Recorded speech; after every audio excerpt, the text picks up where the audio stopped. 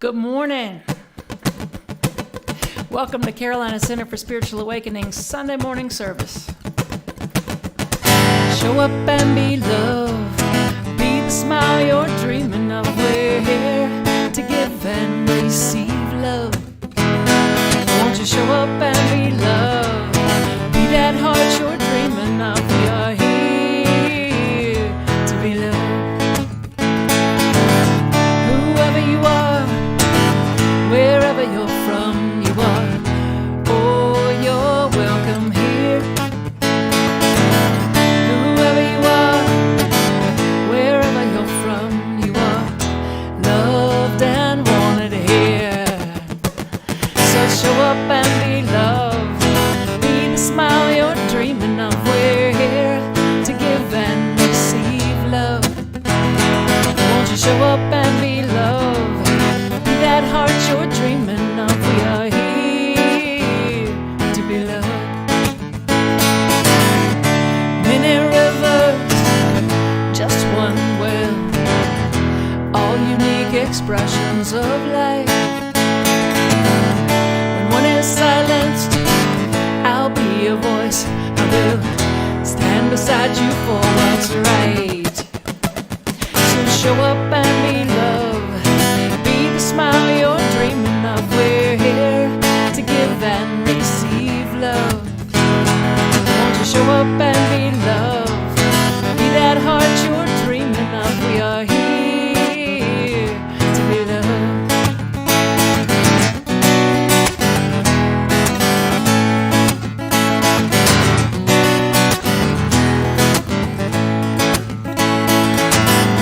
You gotta be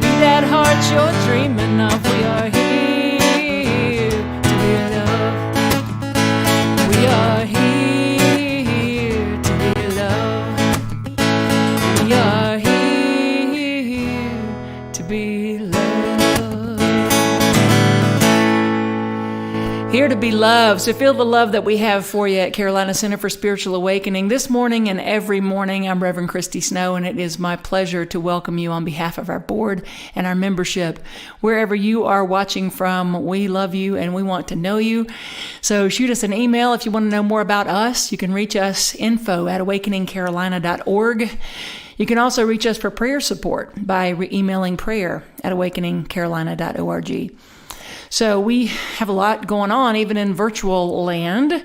So I want to tell you a little bit about a couple of those things. It's important, we feel, in living this new thought philosophy, this science of mind tradition, that we focus on what we want and we keep our sights set in that direction. And at the same time, we know it's been a big year. We've had a lot of people make the transition. We've had folks lose their jobs, their relationships. It's been an opportunity like none other.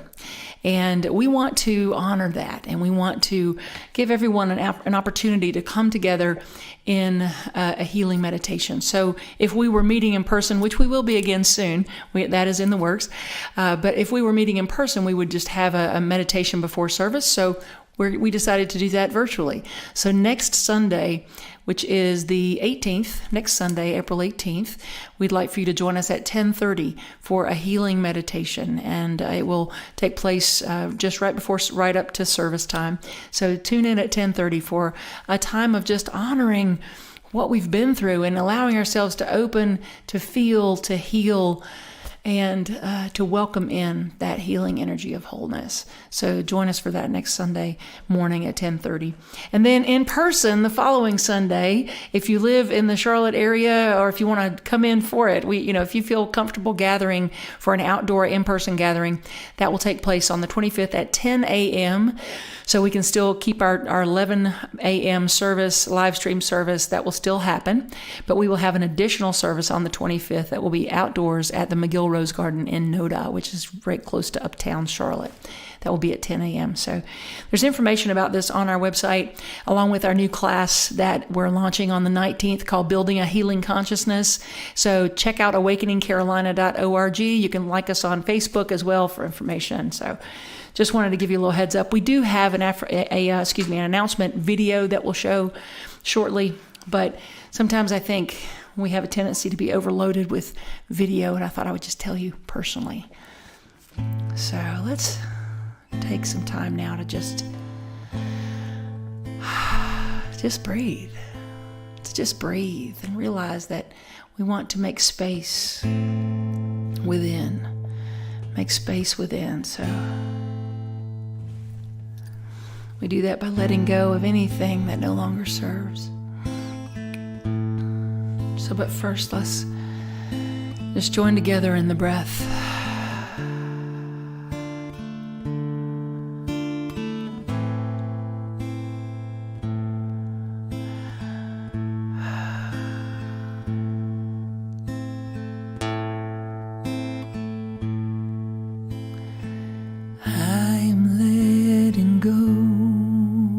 Of the things that no longer serve me, I am letting go.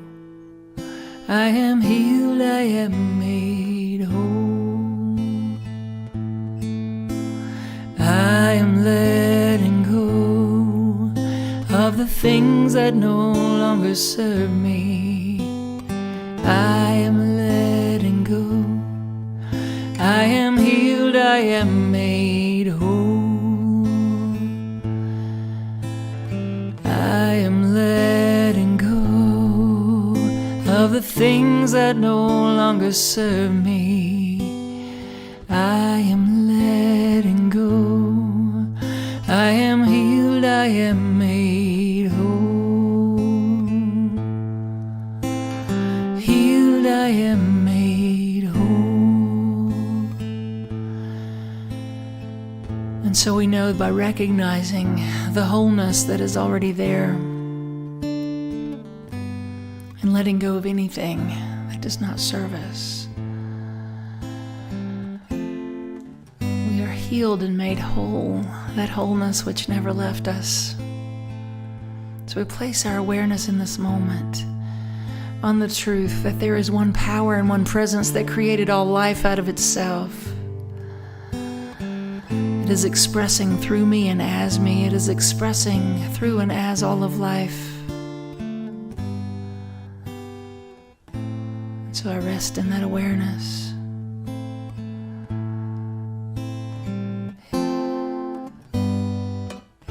Healed and made whole through my awareness of oneness. And so I speak this word this morning. So grateful for this awareness, for this knowing, for this remembering who and whose I am, for this remembering to breathe into peace, to breathe into peace right here and right now. Remembering who I am. Remembering that I am already healed, already made whole. Anything unlike that truth is let go from my consciousness as I embrace more life, more love, more health, more wealth, more connection.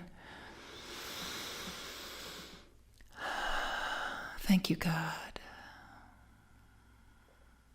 I embrace life. I embrace my magnificent, joy-filled life.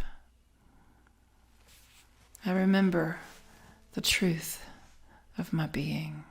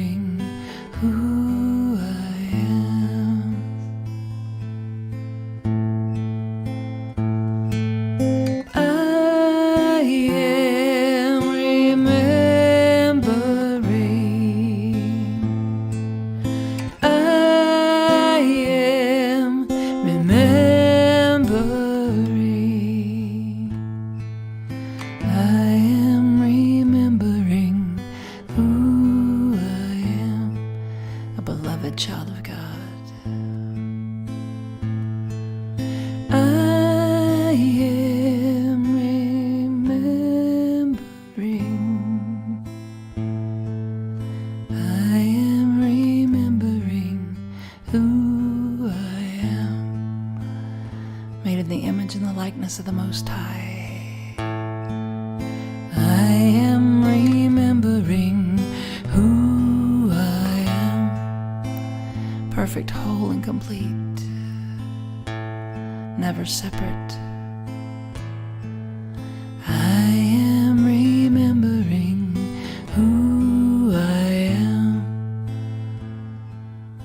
loved, loving, and lovable. I am remembering who I am.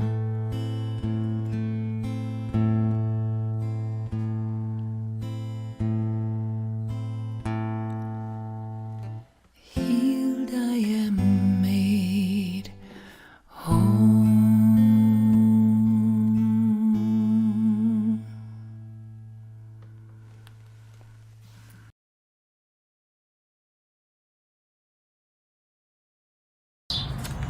Hello, I'm Donna Heil, and I'm coming to you from Louisville, Kentucky today.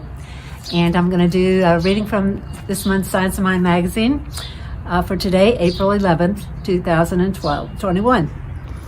It's called Joyful Living. You are as young as your faith, as old as your fear, as young as your hope, and as old as your despair. From Ernest Holmes, Help for Today. Man is birthless, deathless, ageless spirit, and this should be the consciousness of our work. This leaves nothing to be born, mature, decay, and die. Ernest Holmes, The Science of Mind. Ernest Holmes said, nobody grows old by merely living a number of years. People grow old only by deserting their ideals. Years may wrinkle the skin, but to give up interest wrinkles the soul. How you choose to see your life and the world around you is everything. Some young people look old and some old people look young. The story is told in your face and the way you carry yourself. As bodies of energy, we reveal everything, and not just in the words that we speak. Our enthusiasm for life is like a beacon of light that attracts like a moth to a flame. We have within our power to create that light, but we cannot do it by dwelling on worry, fear, doubt, self-judgment, and despair. These are the ways of being that bend the back and bow the head. No matter how old you are, there is in every heart that childlike delight, that love of wonder, that joy of experiencing something brand new and fresh. While it has been said 1,000,000 times, it bears repeating.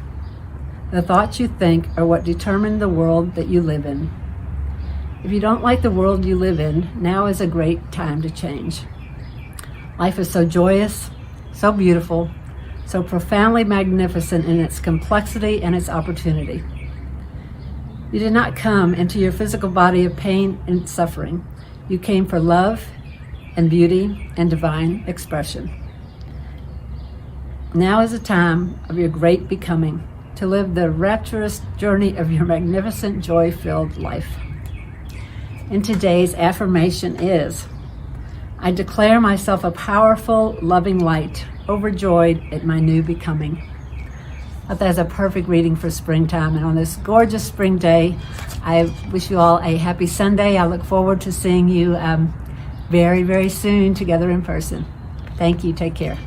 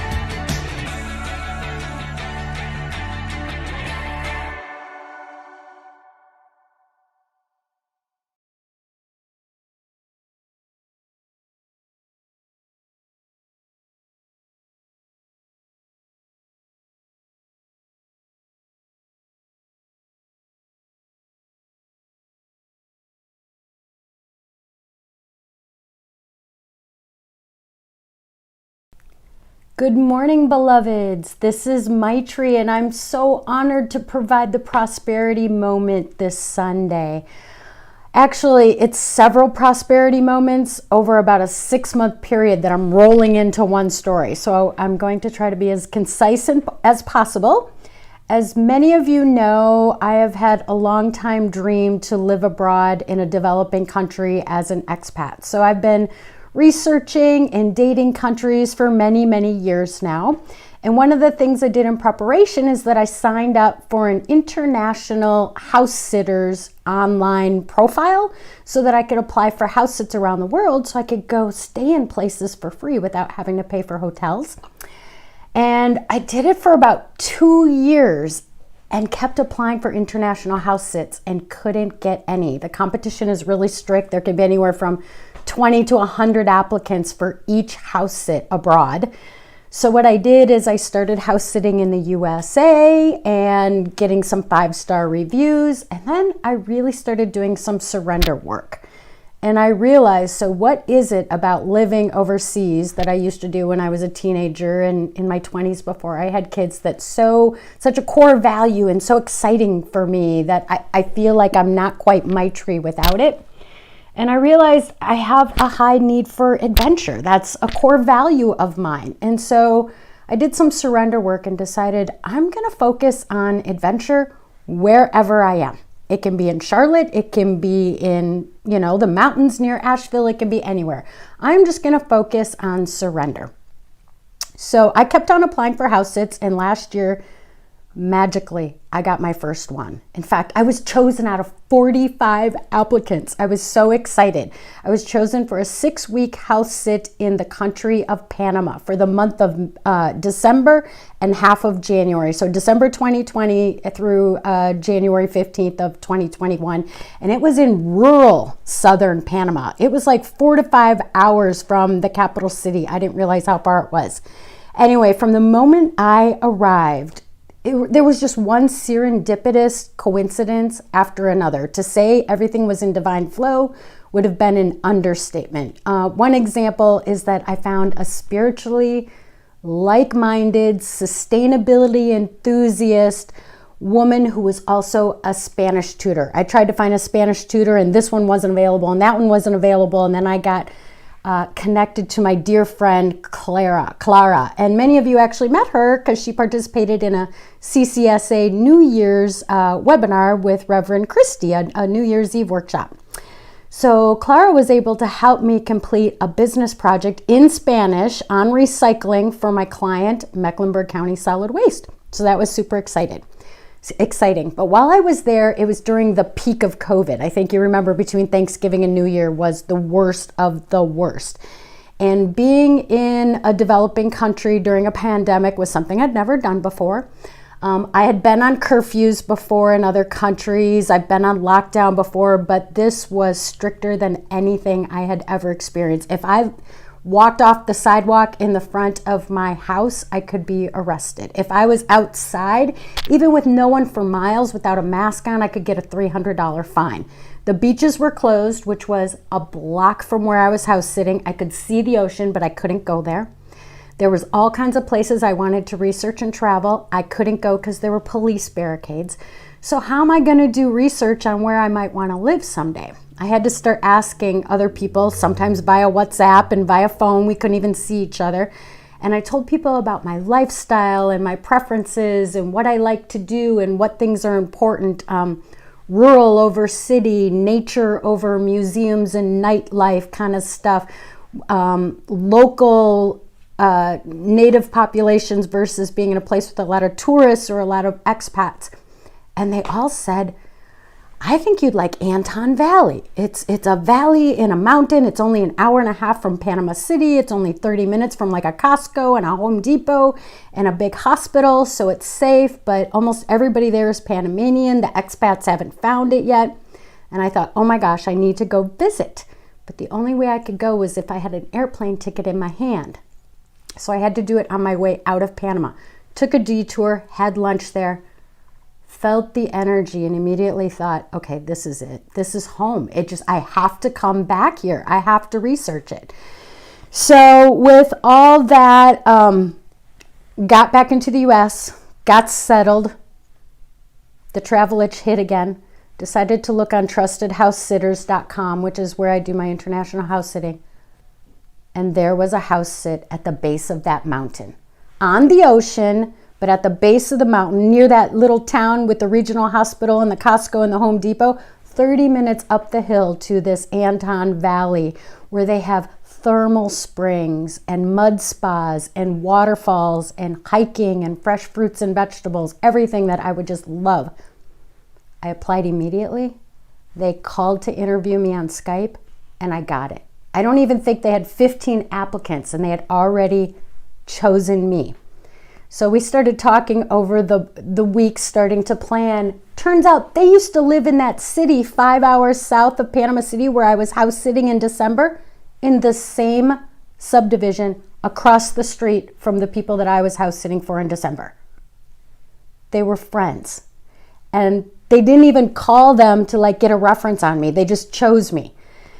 And then I thought, okay, the only thing that's not perfect about this is that I'm going to have to either take taxis or walk or local buses to get up to that town to go spend time in that village or rent a car. And I got several quotes and it was over $1,000.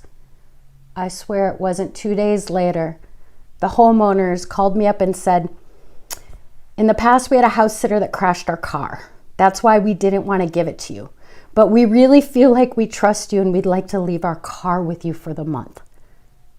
So, on the ocean, at the base of the mountain, in the village that I want to check out, with a free car for 4 weeks, and the pandemic in Charlotte has gone down. I've had 2 COVID vaccinations. I'll be fully vaccinated. My husband had to cancel his last trip because of all the COVID restrictions and travel restrictions. He's going to come this time for 10 days. So I will be sending you readings and love from Panama in May. Thank you so much for listening to my prosperity moment, and I hope you all have a beautiful week.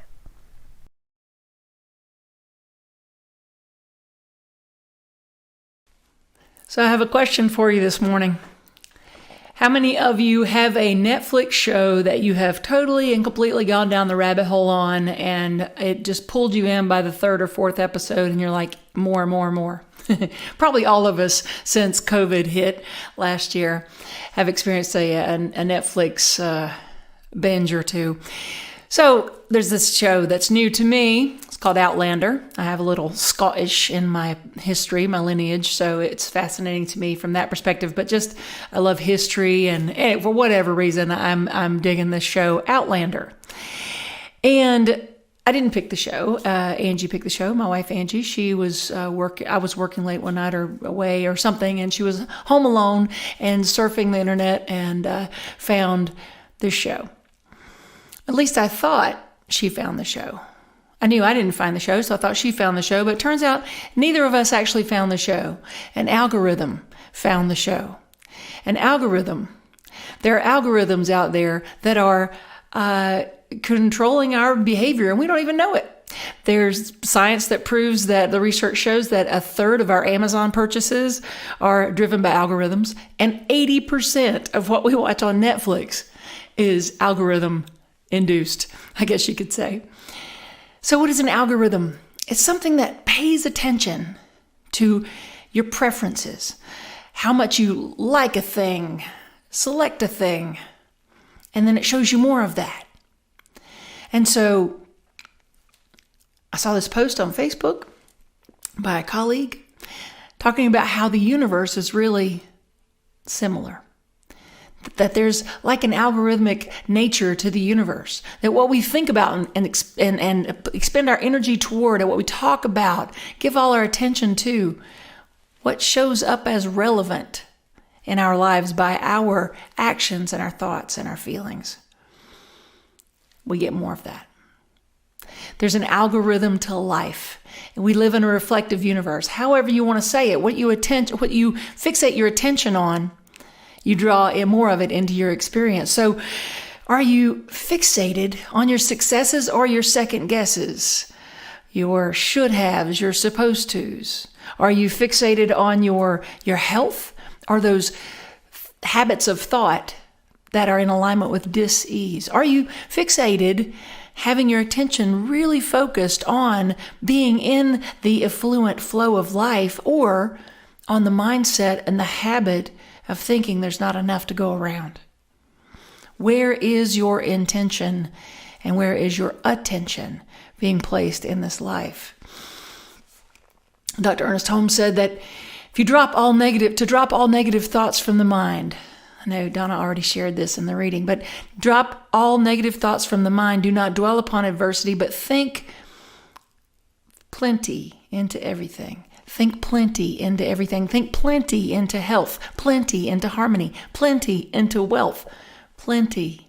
Think plenty into everything. Drop the negative thoughts from the mind and think plenty. This is why we talk so much about the complaint-free world, that wonderful book and the complaint-free challenge we've done at our center so many times.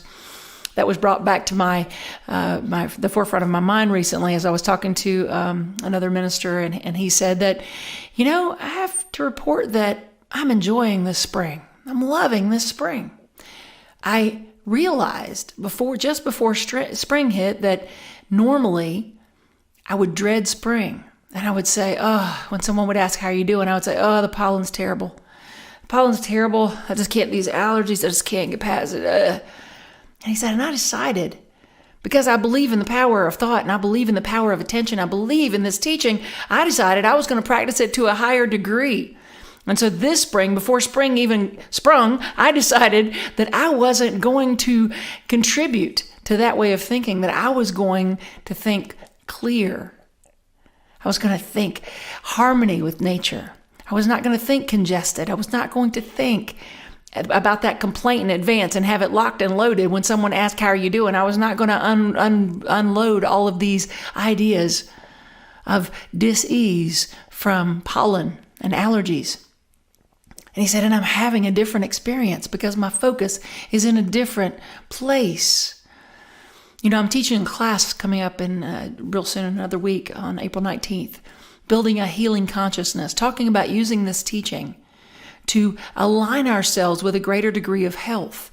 And what is healing anyway but a return to wholeness, a return to the awareness that we are already whole, an awareness that out of one source sprung all of life. So everything, the pollen, the trees, the birds, everything is part of that one source. We'll call it God, universe, spirit, divine intelligence, whatever we give it the name of. It is still one power, one presence, creating out of itself all that is. And we can be in harmony with all that is to a greater degree when we drop the negativity and get back into alignment with the wholeness of life, that wholeness. Dr. Ernest Holmes also in the reading today, there was a quote that said, how you choose to see your life and the world around you is everything. How you choose to see your life and the world around you is everything. See, we get to have a choice point moment in every moment. How we choose to see our life and the world around us is everything. There was a wonderful story that a friend of mine shared that was a friend of hers and her 6-year-old daughter. So my friend has this other friend, and she's telling me the story about this mother and her daughter. And the little girl snapped at her mom one day and was just rude. And her mom decided she was going to be mindful in how she responded to her 6-year-old daughter. And she said, that was hurtful how you spoke to me. Why did you speak to me that way?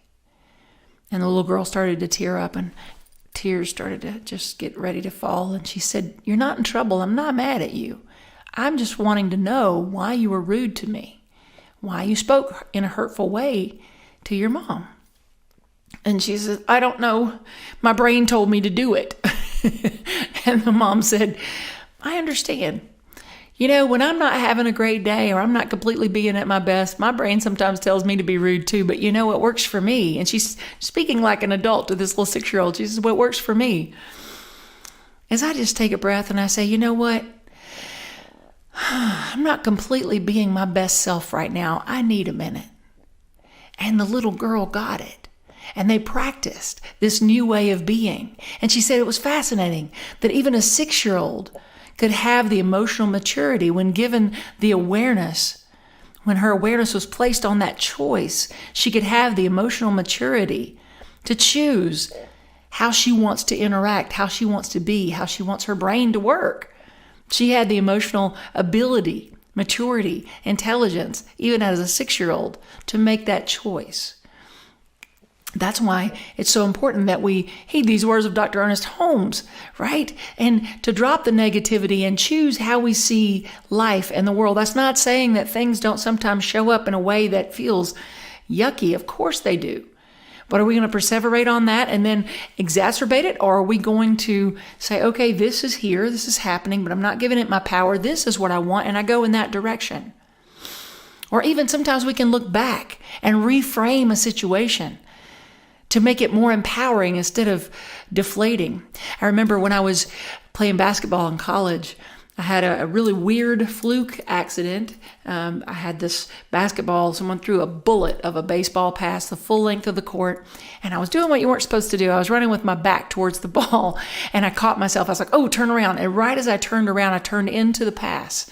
That was literally like a shot. It was so hard. It was so fast. And it caught me off guard right on the thumb, and it ripped all of the ligaments so hard that it chipped the bone in my thumb, and they were afraid I wouldn't be able to use my thumb anymore. As a matter of fact, they told me I wouldn't be able to, but I can, and I'm grateful for that. I said, yes, I will.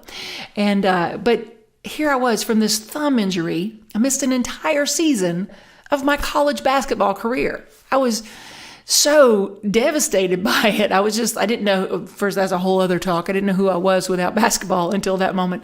But that's not the talk for today. The point for today is, here I was this whole year.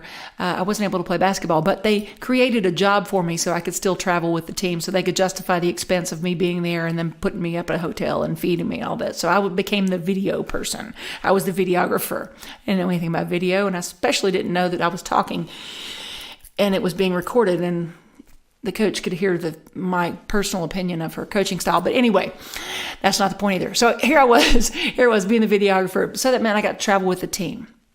So on this one long basketball trip, we were in the bus for 6 or 7 hours or something. I don't know. It seemed like forever. Maybe not that long. But my friend Allie had a guitar, and she taught me to play a D chord. It took me the entire trip to play this one D chord. But by the time we arrived, I called my parents and I said, I know what I want for my birthday, my Christmas, any present for the rest of my life. I want a guitar. Please, if you'll just give me a guitar. And they did. And my journey into playing guitar started. Now, the reason I'm telling that story is because years later, I'm traveling, full-time musician, traveling around, loving my life, and couldn't just talk about music more. I wanted to play all the time. I still do. And I was playing after a show. I did a show, and then I hung out with some friends, and I kept playing. And they started asking me about when I learned to play guitar, and I told them that story. Now, up until that moment, for years after college, up to that moment, every time I told the basketball story and the thumb injury, there was this woe is me energy that came over me. I would tell the story and I would lament for my missing college year of basketball. Here I was, enjoying my college basketball years, and then I got ripped away from me one year. Just all dramatic, and it was so terrible what had happened that I wasn't able to play that one year. And you could feel the energy, just the air get sucked out of the room when I tell the story. It was so depressing. So now fast forward here, I'm telling the story, not quite as depressing, but still being dramatic. And this person listening to the story said, wow, that's amazing. And I said, what? You mean to tell me that you learned to play guitar because your thumb was hurt and you couldn't play basketball? And I said, yeah. She's like, so if your thumb hadn't been hurt, you may never have picked up a guitar, and your life might not be what it is now that you love so much. And in that moment, a huge light bulb.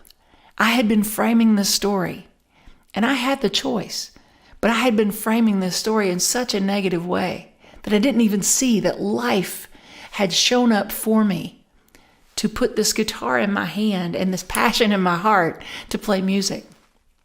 I didn't even see it. So you see, when we drop the negativity and we choose how we want to see our life and the world around us, we can do that in retrospect too. We can do that and empower our lives even from the past.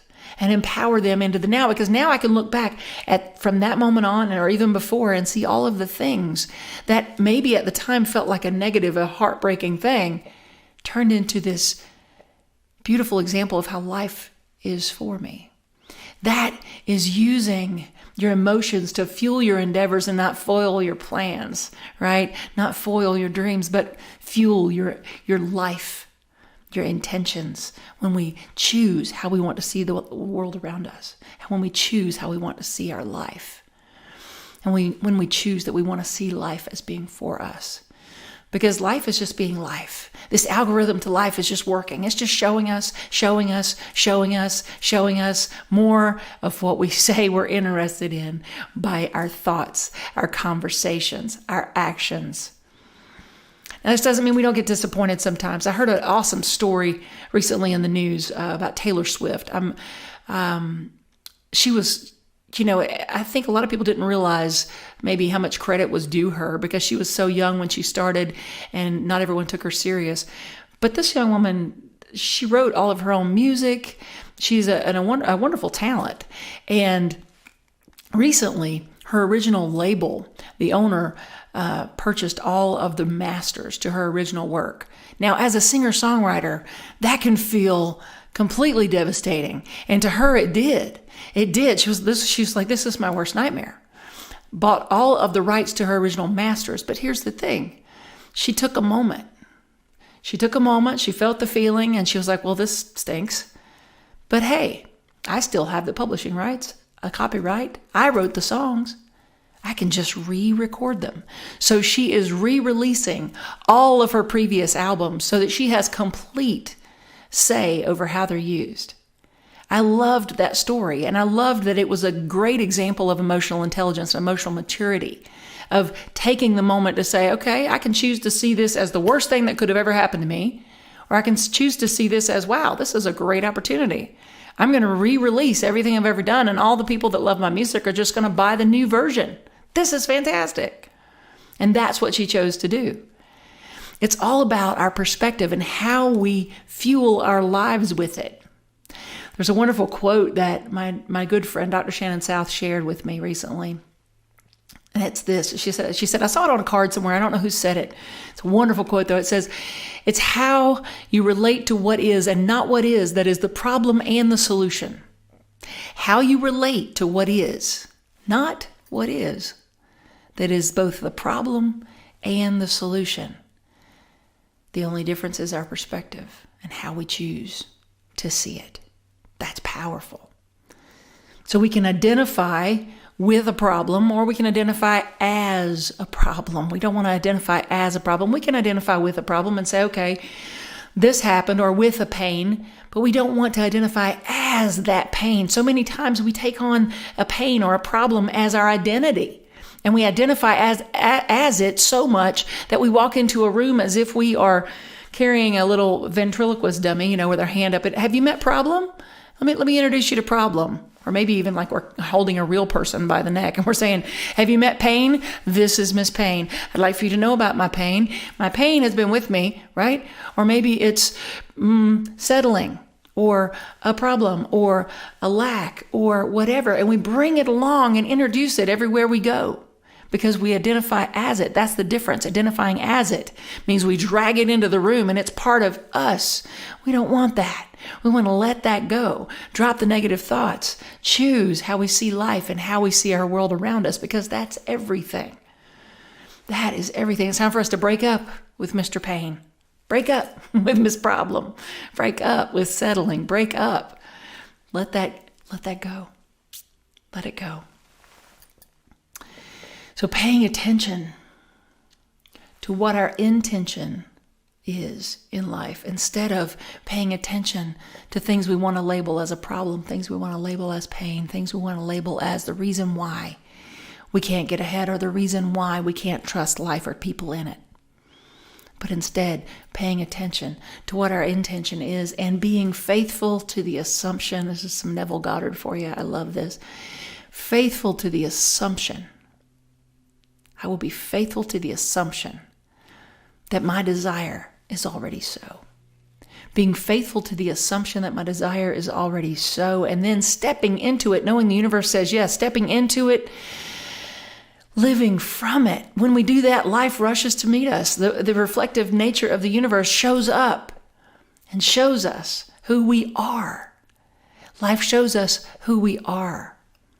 You get what you are, not what you want. So be what it is you want to see. That's what that saying means, to be what we want to see, because we get what we are, not what we want. We get what we are. So be peace, be love, be joy. Live a magnificent, joy-filled life, as the reading reminded us today. I live a magnificent, joy-filled life. I allow it to be so. I expect it to be so. I trust it. I know that life is showing up for me, and I choose to see it everywhere I go. And so it is.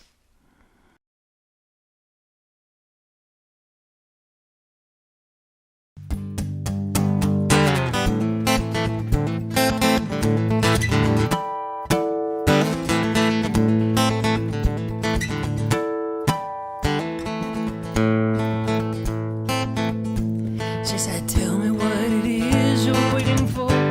Who holds the key to your freedom's door? She asked, what is it you mean you need more time? Don't you think it's time?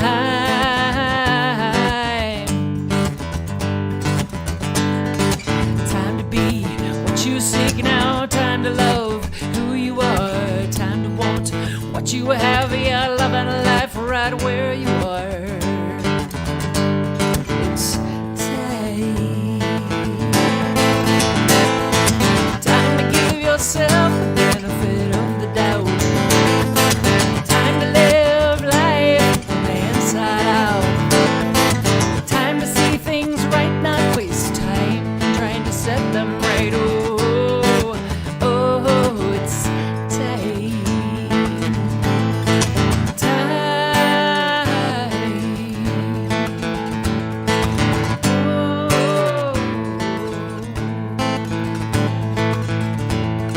It's time to let old tapes go. It's time to record something new. Time to believe you can do all those things you want to do. Dismiss the critical voice inside of your head. Let the ghost be free from the closet and finally dead. Don't you think it's time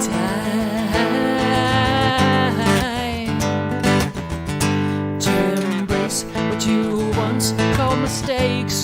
Take chances, try again. Oh, it's time. Don't you think it's your time? Time to give yourself the benefit of the doubt. Time to live life from the inside out. Time to see things right, not waste time trying to set them right. Oh, it's time. Time.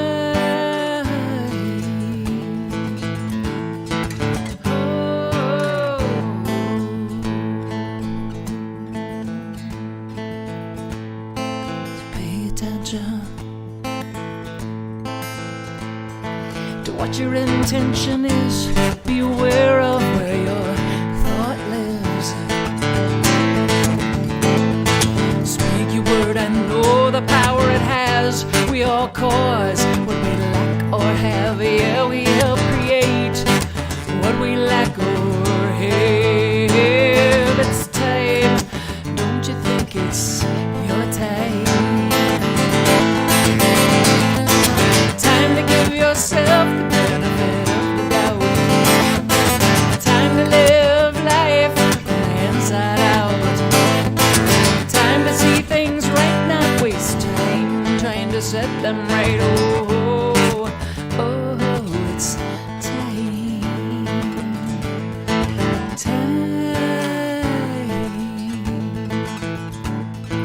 Your time. My time. Our time.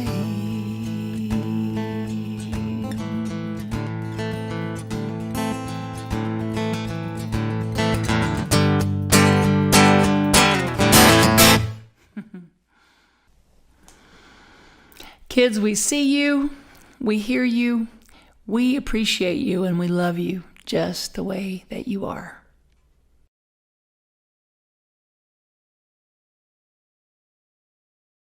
Divine love, moving through me, blesses and multiplies all that I have, all that I give, and all that I receive. Thank you, God, for the good in my life. So in this energy of gratitude, let me just say thank you. Thank you to each and every one of you who continue to support Carolina Center for Spiritual Awakening with your tithes and your offerings. It matters, you matter, and we are so very grateful. We have a search committee meeting coming up where we will be talking about new space potentials. So if you have any ideas for meeting spaces in the Charlotte, Huntersville, any of the surrounding areas, by all means, send us an email and share your ideas, and they will be shared with the search committee. So here we grow, right? Here we grow. And in that, we appreciate all of your support in helping us to continue to grow and to flourish and to share this amazing truth teaching that we are inseparable from our God, our good. So know this for us as a community. Know this for yourself. And know it from an energy of absolute gratitude for all the good. Let's just breathe into that. I breathe in to gratitude. I breathe into this moment, and I say, thank you, God, for the good in my life. Thank you, God, for the breath of this life. Thank you, God, for the love in my life.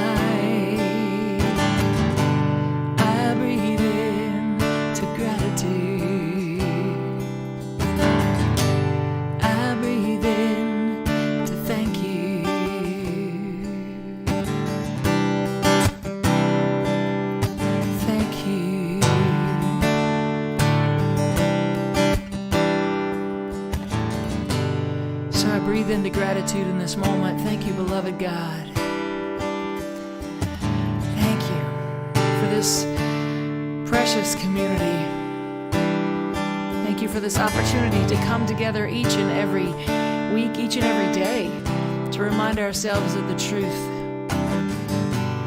Thank you for a community that lifts one another up.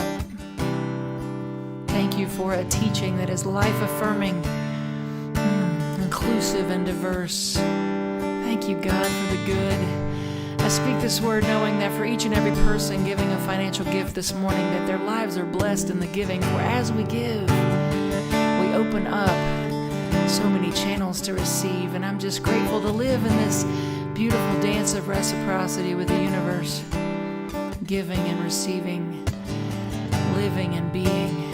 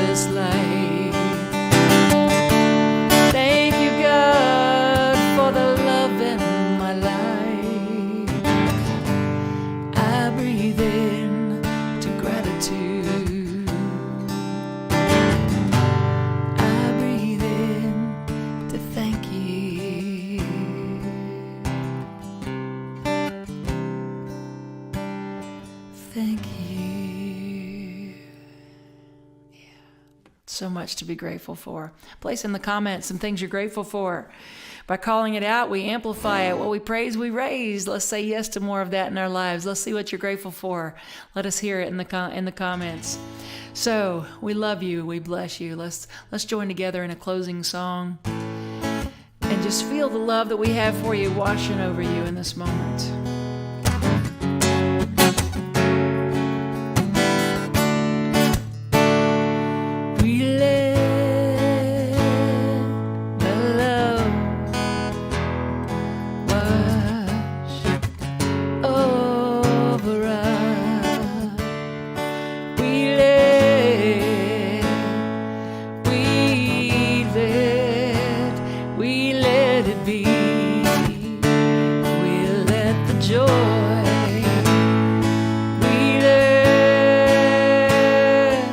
the joy wash over us.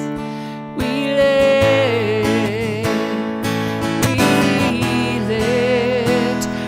let it be. We let the peace.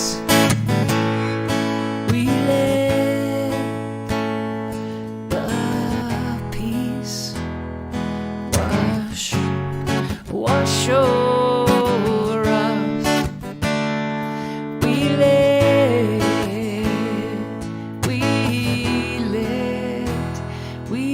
it be.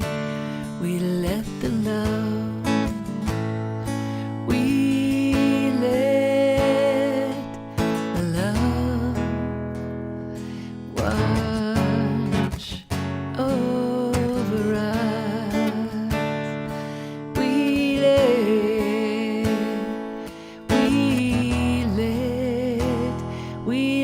it be.